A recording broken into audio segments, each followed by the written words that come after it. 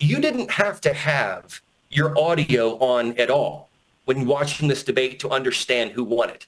It's visually so compelling who won it without hearing anything. They don't have to run a single quote that Donald Trump said tonight, and they can run every single quote that Biden said tonight because he just fumbled over himself the entire time. 40% fewer people coming across the border illegally.